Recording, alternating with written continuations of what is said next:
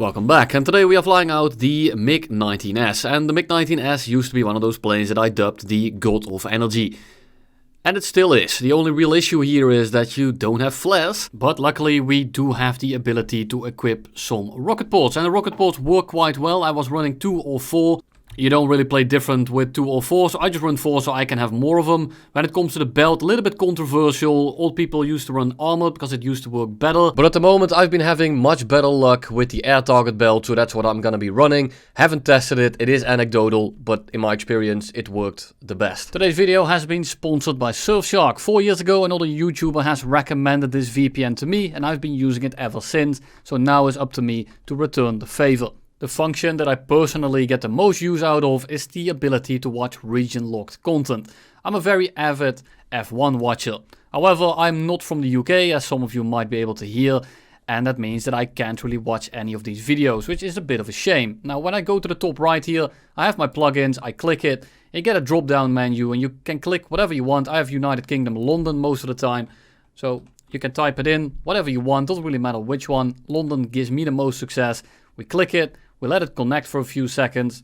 Just like that, we are already in. And then when we refresh this website, we can simply watch the video. Now when I click it, it is going to play. One thing that I was personally pretty worried about was my internet speed. You hear very often that VPNs absolutely kill it. And this is not really the case. Sure, Vancouver and Sydney, that are across the world for me, do take a bit of a hit when it comes to the ping. But unless you are a competitive, world-renowned series viewer on the internet, the 200 microseconds aren't really going to affect your experience. And that's the only reason to pick something that's very far away. If you pick a server that's closer and has a better connection, then you won't really feel a massive difference when you are browsing the internet. If this all sounds good to you, you can go to the link in the description, go down there, type in my promo code, you get a discount, 3 months for free. And if you want to make the cost even lower, because Surfshark runs on an infinite amount of devices on the same account, you can even share it with your friends and divide the cost. If you still end up dissatisfied, you got 30 days to change your mind, and you can always leave me an angry comment down below. Thank you very much Surfshark for sponsoring today's video, but let's get right into it. Now let's take a look at the gameplay. The main issue that I have with the MiG-19s is that it takes you quite a bit to get kills. And this is mainly due to the fact that the MiG-19s aren't fantastic at high speed. The guns are decent, but you don't have a lot of ammo. You're not really made to just dive into a furball and gun everyone down. And the MiG-19 is just completely reliant on draining people's balls, getting them into a dogfight, getting them slow, basically stalling them out and then falling on top of them. The MiG-19 to this day still has some of the best 1v1 performance that you will find in the entire game, making it extremely deadly versus essentially anything that this thing can face. The thing is, RRB is not a 1v1. You are in the team setting and you need to kill people fast. You need to stay fast and you need to make sure that you don't get missiled across the map. So the MiG-19 is essentially forced to play in a way that it doesn't like, and if you have a team around you, you will end up baiting the entire enemy team, which is fantastic if you want to win. However, it doesn't get you any score at all, and if you are grinding with it, you might think to yourself, damn, this thing fucking stinks. And in a way, it does. It's a fantastic aircraft. It's absolutely criminal at 9.3, just like the F-104 is. However, the F-104 actually fits these massive lobbies. It can be fast, it needs to be fast, and it can just kind of zip around the battlefield. In this thing, you're kind of role-playing as a subsonic, and you can't really do that because you don't have any countermeasures, you don't have good missiles, and you're not really able to kill everyone very quickly, at least in your average matchmaker. The main issue from the 9.3 BR is that you can see 8.3. And when you are facing 8.3 and the highest BR is 9.3, you might run into an F-104 that's very annoying to deal with. But other than that one plane, you are gonna be slamming the entire lobby without much issues. It's absolutely disgusting, and I will show you just that at the end of the video. And that's exactly what my issue is when it comes to planes like the MiG-19 as well as the F-104s. You might say, but the MiG-19 struggles against 10.7s and 11.0s. And you're correct, but having one plane struggle isn't nearly as big of a problem as the entire lobby struggling against one plane. And let me ask you, which one sounds more fair to you? You queue up in an 8.3 and you run into a MiG-19. The MiG-19 then goes to destroy your entire team, and you really had no choice or say in this other than not playing the entire BR range because you might be up tiered into one of them. Or is it more fair that you struggle a little bit more because you choose to play a plane that's not highly competitive? I know I kinda loaded the question, but I just try to make a point. But let's take a look here. We have the Sagittario 2, which is another plane that's extremely painful to 1v1 in basically every plane that it can catch. Now, it can't catch us, and we do have a lot more energy, but he's a lot more nimble. So I'm gonna try to keep the loops wide for now. Gonna try to keep it somewhat fast, and I'm just gonna try to stall this guy out. I'm not really worried about winning the dogfight, because I know that if I stick it with him, I'm dead. I am not gonna be winning the dogfight versus him, so I'm just gonna put it into the vertical, try to get as much separation as possible, and I'm just gonna start looping him. The J-29 is not really on my radar. I don't care about it. It's just gonna be there. He is not gonna be killing me.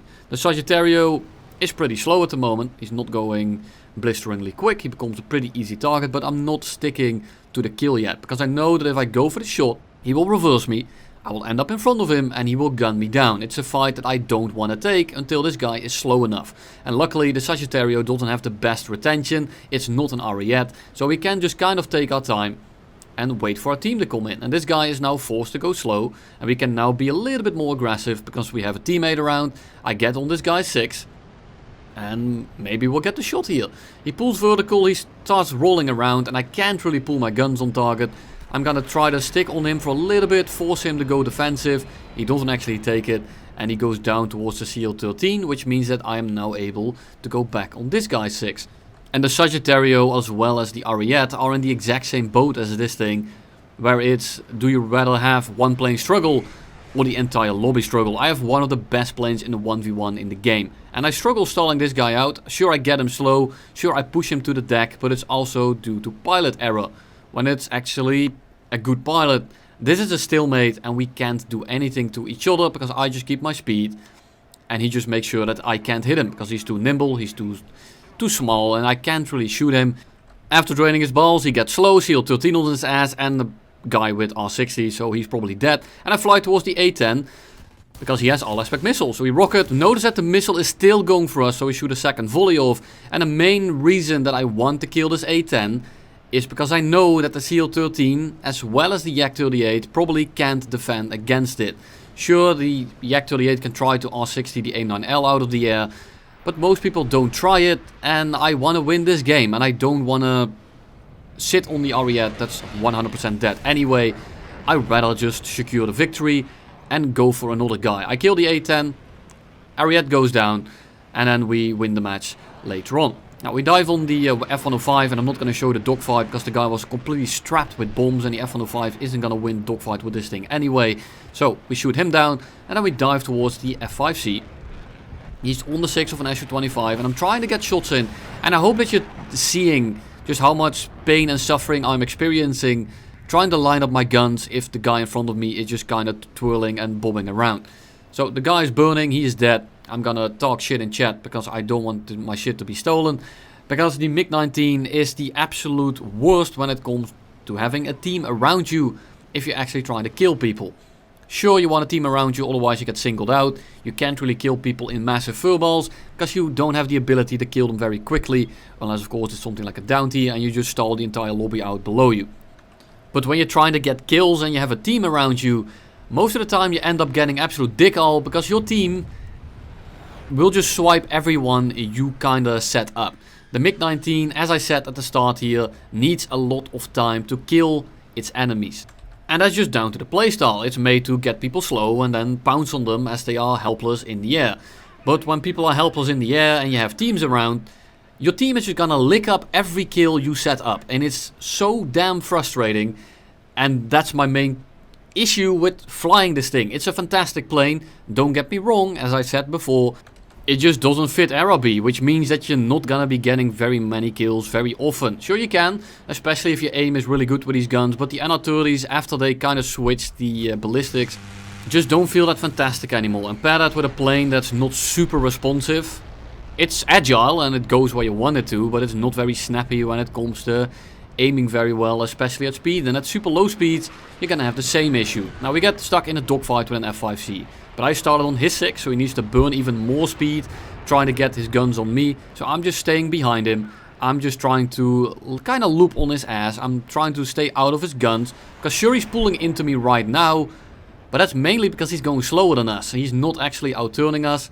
We put it into the vertical again. We are at speeds now where the F5C has no power over us. So we can just kind of keep looping. I'm still on this guy 6. And now slowly but surely, even though he's slower, I will start to turn better than him. And he tries to go vertical one more time. Notices that I'm actually going to catch him if he tries that. And now he's forced to go downwards. But because he went vertical first, he opened up the loop completely. He gives us a lot of position. And we just click him out of the air. Actual one shot on an F5C. It's incredible, never seen before. He actually died to a singular shot. Now let's see why this thing is so disgusting in the down tier. And while I'm taking off, I run into myself recording the ME163 video with my feet on my second monitor. But you probably won't see that video until after the patch. Now first let's look at the map. Look at our dots that are in E5. You can see how far back they are. And if you mirror it, that's where the enemy team is roughly. And then look at me in the F104. We are already basically where they are flying. And most people, and I know this is also a skill issue, are not really expecting people to reach them this early on in the match. If you aren't aware that there are 9.3s, there shouldn't be anyone reaching you this early in the match. So the first javelin is kind of AFK. Go for him, swipe him out. He was AFK, not really a big deal. Then we turn in and we go for the javelin that's coming in on our left. And I want to kill the javelins as well because they have missiles that can actually contest me somewhat. And I don't want to deal with that. So we go head on, we shoot a few rounds. He doesn't pull out. Congratulations, it's a boy. He's out of the match as well. And that's 2 javelins away. So that means that's about 8 missiles that I don't have to worry about. And they don't have Israel, so I don't have to worry about the A4N either. So probably no high-powered missiles anymore. Do want to be vigilant because you never know for sure with all these clouds around. Here comes Bart Lee in his MiG-19. Congratulations, this one is a darter. So he is crippled, he's not doing too well. We hope he's gonna crash. I have a feeling I don't have to worry about him until later into the game. I hope that he's actually dead. But I'm not gonna turn around and contest him because that's gonna take me too much time. But then I think to myself, it's also a MiG-19 and probably the only thing that can really contest me. If the game goes into the later stages and I have to 1v5 everyone, if there's also a MiG-19 around that does everything I do but basically the same, there's not really much I can do. And I can also take the F40 on the way back home, however not in a fight.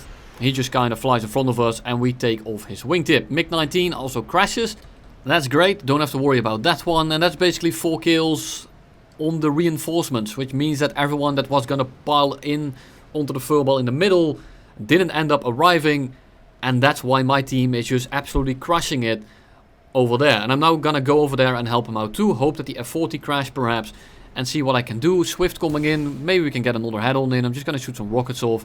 Not really sure why I just end up doing it, probably for the missile, but then I realize it's not actually an IR, but it's the beam rider one. I'm not sure what I was thinking there. I did it anyway, but we are gonna turn into the Swift.